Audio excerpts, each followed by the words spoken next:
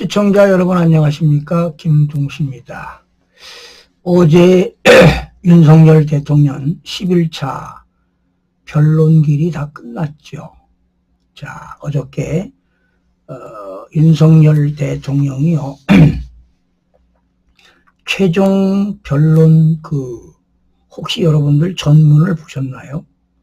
어제 윤석열 대통령이 A4 용지로 77페이지로 1만 9천자를 담아서 변론을 했는데요. 자, 그런 가운데 윤석열 대통령을 지지하시는 정상명 전 검찰총장이 이런 얘기를 했습니다. 윤 대통령은 정말 인간적인 사람이다. 그러면서 최종 변론에 나선 정상명 전 검찰총장이 한 이야기를 한번 소개해 보겠습니다. 이분이 정상명 총장이 윤석열 대통령 검사 처음 부임했을 때 상관이었던 분입니다. 그리고 또 줄에도 섰었죠. 윤석열 대통령 김건희 여사와 결혼할 때 줄에도 서신 분인데, 자, 윤석열 대통령의 인간적인 면, 30년 같이 왔던 부분에 대해서 말씀드리겠습니다. 지난 25일 어제죠. 8시쯤 헌법재판소 대신 판정 윤석열 대통령의 변호인 정상명 전 검찰총장 사법연수원 7기입니다. 발언 때 썼죠. 윤 대통령 대리인단인 조대현 전 헌법재판관도 같이 7기 동기입니다. 변론을 마쳤는데요. 정상명 전 총장은 준비한 원고를 무시하겠다며 다소 격양된 목소리로 윤 대통령과의 인연에 대해 말을 이어갔지요. 전 총장은 이날 3분 남짓한 발언 시간 대부분을 윤 대통령과의 그의 면모를 설명하는 데 활애했습니다. 정 총장은요, 윤석열 대통령이 처음 검사로 임관했을 때 서울검사장, 검찰총장, 대통령 후보, 대통령이 되어 오늘에 이르기까지 먼 발치에서 줄곧 지켜왔다며 그는 국가는 정의롭고 자유로운 민주주의 국가여야 하고 국민이 나라의 주인이어야 한다고 생각한다고 얘기했습니다. 그의 유명한 이야기인 나는 사람에게 충성하지 않는다는 말이 이를 대변한다고 말했습니다. 정 총장은 또 인간 윤석열은 너무나도 인간적인 사람이었고 사람 냄새가 난다며 거짓은 진실을 덮을 수 없다는 소신이 있고 거짓과 불의를 보면 참지 못하였고 본인이 항상 직접 일선에 나서는 진두지휘하는 게 검찰 시절 품성이라고 말했습니다. 전 총장은 윤 대통령이 평생 검사로 생활하다가 정치를 하면서 어려움을 겪었다고 했습니다. 윤 대통령은 법 집행기관인 검찰에서 법 규정에 따라 유무죄만 따지고 처벌하는 상황에서 살았다. 그러나 정치는 국민의 미래를 설계하고 이를 시행해 나가는 것이기에 검사로서 평생을 살아오다가 뜻하지 않게 여러 가지 여건 때문에 떠밀리다시피 해서 들어선 정치를 하면서 상당히 고민하고 힘들었다는 건 가까이에서 듣기도 했다고 하면서다. 초임 검사 시절부터 대통령에 이르기까지 자유민주주의 시장 질서에 대한 확고한 신념이 있었다. 비상계엄 선포 과정도 평생 살아온 소신의 연장선상에서 봐줬으면 한다고 했습니다. 그는 윤석열 대통령은 결코 불통하는 사람이 아니다. 사람을 만나면 한자리에서 5시간, 6시간 이야기를 나눈다. 단지 자기 소신이 확실하다. 자유민주주의와 국민주권을 확신한다. 너무 그런 데 대해 집착하기 때문에 어떨 때는 왜 그렇게 집착하느냐. 정치를 하면 유연해야 한다고 제가 꾸짖을 때가 있었다고도 소개하기도 했습니다.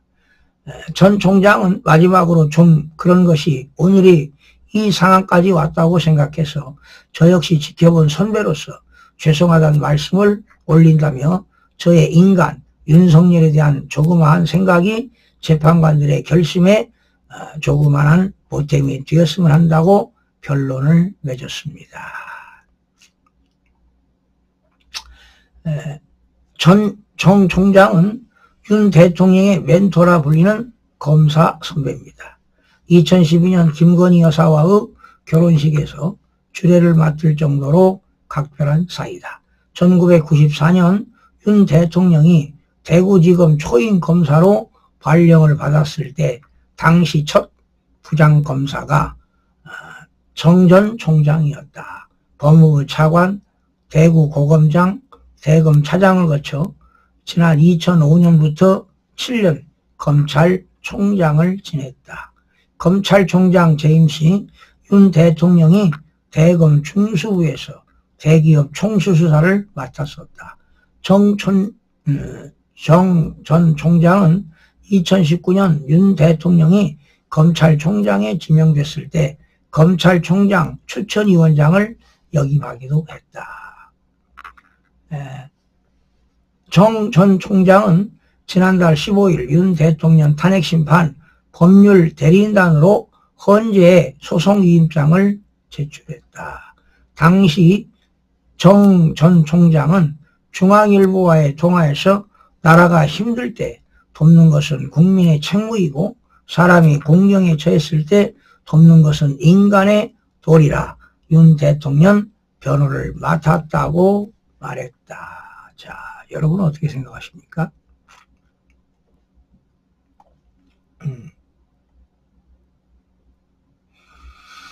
자, 여러분,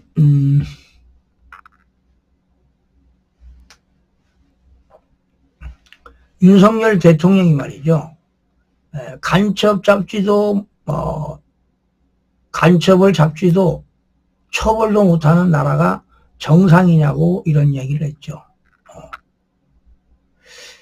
자, 윤 대통령은 헌재 재판이 진행 중인 간첩 사건이 민주노총 간첩단, 창원 간첩단, 청주 간첩단, 제주 간첩단 등 4건이나 된다며 그런데 이들 모두가 석방된 상태라고 했습니다. 간첩을 잡지도 못하고 잡아도 제대로 처벌도 못하는 이런 상황이 과연 정상이냐고도 토로하기도 했습니다. 자, 여러분 전문 중에 마지막 부분을 여러분에게 소개해 드리겠습니다. 사랑하는 대한민국 국민 여러분, 국가와 국민을 위한 계엄이었지만 그 과정에서 소중한 국민 여러분께 혼란과 불편을 끼쳐드린 점 진심으로 죄송스럽게 생각합니다. 저의 구속 과정에서 벌어진 일들로 어려운 상황에 처한 청년들도 있습니다. 옳고 그름에 앞서서 너무나 마음이 아프고 미안합니다. 저는 대통령에 출마할 때 나라를 위한 목숨을 바치겠다고 결심을 했습니다. 지난 12.3 계엄과 탄핵소추 이후 엄동설안의 저를 지키겠다며 거리로 나선 국민들을 보았습니다. 저를 비판하고 질책하는 국민들의 목소리도 들었습니다. 서로 다른 주장을 하고 있지만 모든 대한민국을 사랑하는 마음이라고 생각합니다.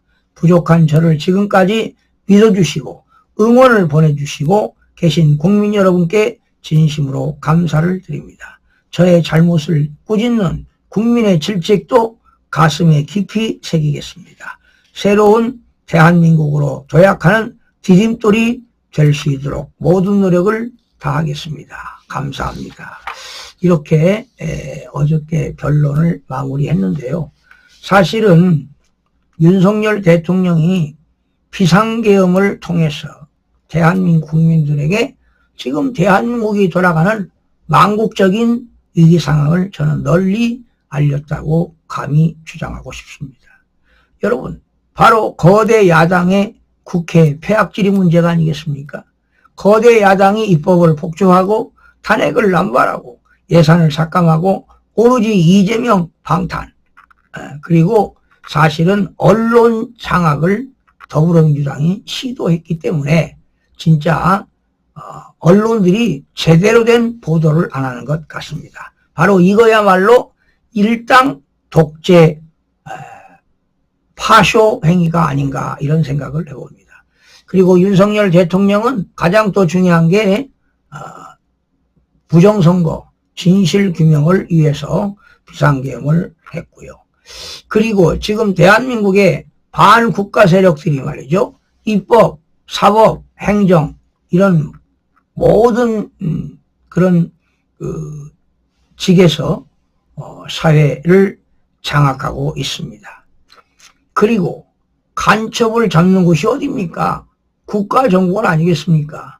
그러나 문재인 정부 때 국가정보원법에서 국가정보원법을 개정시켜가지고 간첩 잡는 일을 경찰로 이관시켰습니다. 지난 2024년부터입니다. 그러니 지금 경찰이 간첩을 잡고 있습니까? 네. 지금 전국에 간첩들이 진짜 엄약하고 있습니다. 이거를 척결하기 위해서 윤석열 대통령이 비상계엄을 통해서 국민들에게 비상계몽이 된 거라고 감히 주장하고 싶습니다. 시청자 여러분 고맙습니다.